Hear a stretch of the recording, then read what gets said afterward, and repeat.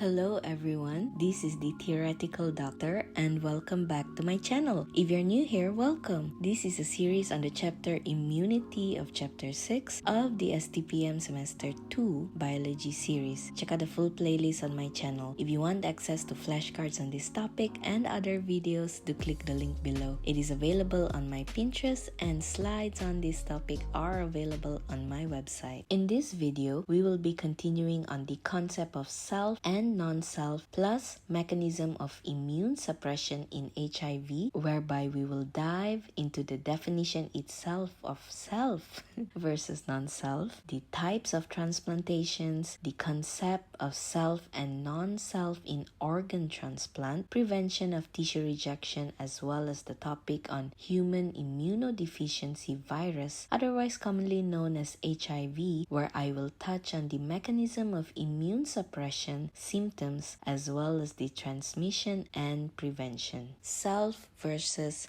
non-self. Self. If a foreign substance is compatible to the body cells, there is no immunity response being triggered. So the foreign substance is said to be self substance and not.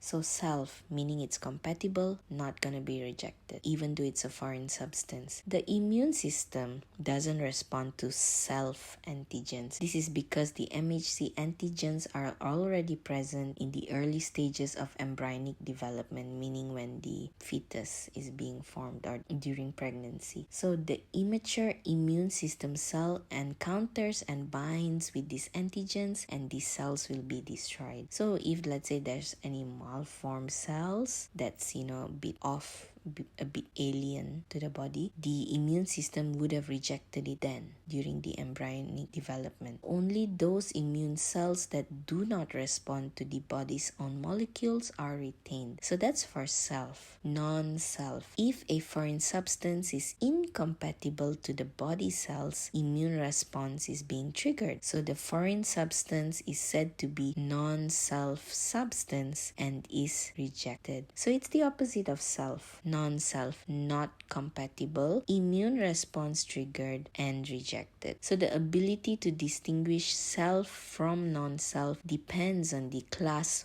1, not class 2, class 1 MHC proteins or antigens found on the surface of most nucleated cells. So MHC stands for major histocompatibility proteins. So types of transplantation, we have 4 types that I'll explain over here. So the first one, autograft. Autograft is when tissue is taken from one area to another on the same person. Keyword here, same person. So it's the same,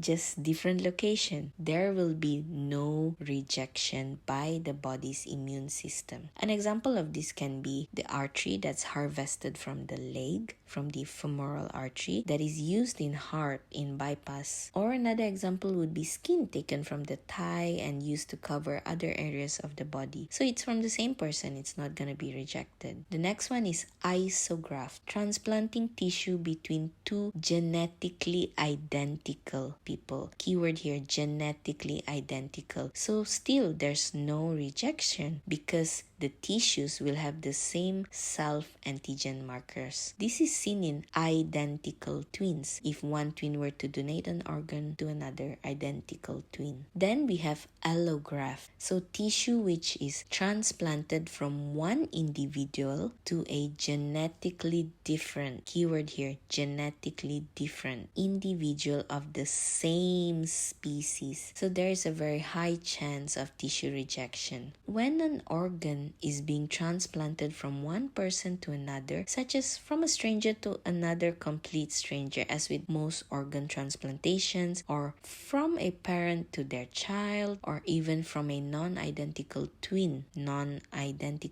because they are genetically different, but they're all humans, same species. Lastly, we have xenograft. It is the graft between two different species, such as transplanting skin from an animal to human. Self and non non-self in organ transplant. So the concept of self and non-self has been used as the basis for organ transplants. So foreign tissues or organs carry their own antigens in their cells. The cells in the body have too many possible antigens as a result of major histocompatibility complex MHC. So the foreign tissues or organs are recognized by the recipient body as non-self. Then the recipient body produces antibodies to attack this particular antigen, and the transplanted tissues or organs are also attacked because it recognizes a different MHC over there, and then they are destroyed by the cytotoxic T cells.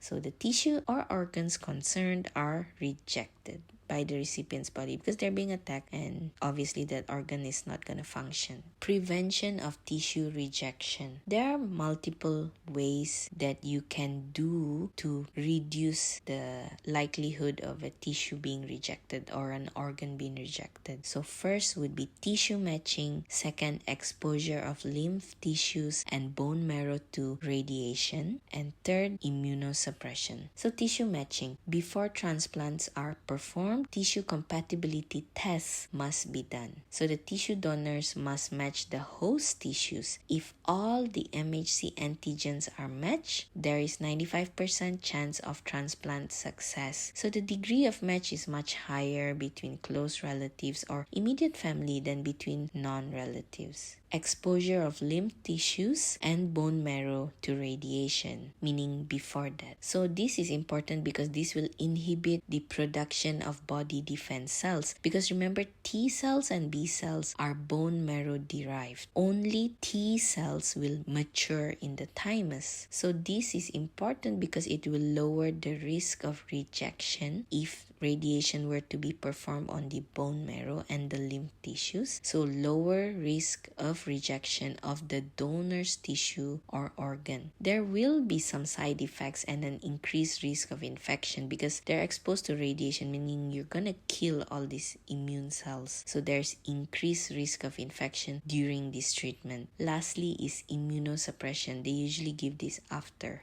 the transplantation has been done. So there are two types. You have the chemicals, the immunosuppressants, or the monoclonal antibodies. So a few examples about the immunosuppressants. You have azathioprine and cyclosporine. They will act by inhibiting the entire immune system to slow down graft rejection. Graft rejection, the organ transplant or the tissue transplant, by inhibiting lymphocyte division and the antibody formation of the T cell activity. For monoclonal antibodies, these antibodies will recognize and destroy the cytotoxic T cells in the recipient body, meaning the person who is going to receive a tissue or an organ donation. This person who receives it, all the cytotoxic T cells will be destroyed so that the rest of the recipient's immune system would continue to function normally. Basically, only helper T cells and B cells are left. Human Immunodeficiency Virus or HIV. Another one to take note over here is AIDS. AIDS stands for Acquired Immunodeficiency Syndrome. AIDS is caused by HIV, but not everyone with HIV have AIDS. I'll repeat that again. AIDS is caused by HIV, but not everyone with HIV have AIDS. So get the definitions correct. Because AIDS is known as late stage HIV, and they are diagnosed when the CD4 cells, the helper T cells, are less than 200 cells per cubic millimeter. So HIV is caused by a RNA retrovirus. This is an example. So there are two strains of HIV, which are HIV-1 and HIV-2. But the most common one is HIV-1. HIV-2 are rare outside of West Africa. So HIV infects cells with CD4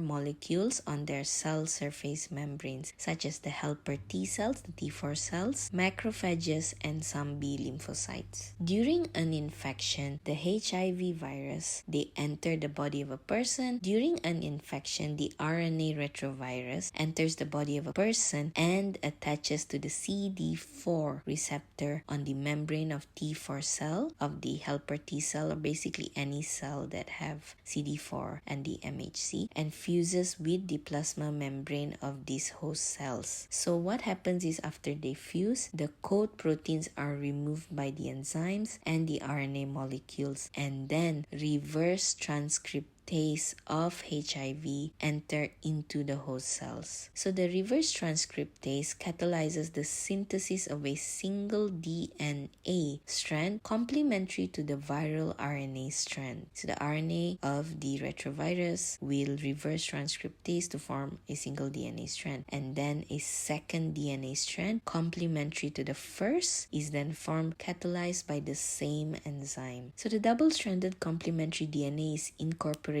as a provirus into the T4 cell's chromosomal DNA. Then it will lie dormant for many years. It's just gonna go in and sit, park, and that's it. It's not gonna do anything yet. So after a period of inactivity, it was laying dormant, not doing anything, just minding its own business. Then suddenly the virus becomes active again. So new viral RNA and viral protein are being produced using the host protein synthesizing machinery. So they'll photostate themselves. Basically. So many new viral particles are being formed, and then they are released from the cell by exocytosis. After they are released from the cell, the host cell dies after that. So this destruction of T cells leads to severe depletion of the host immunity, causing them to be susceptible to other disease, and eventually the immune system collapses. Because remember, they will infect these helper T cells, some macrophages as well as some B cells. But the moment they come out of the cell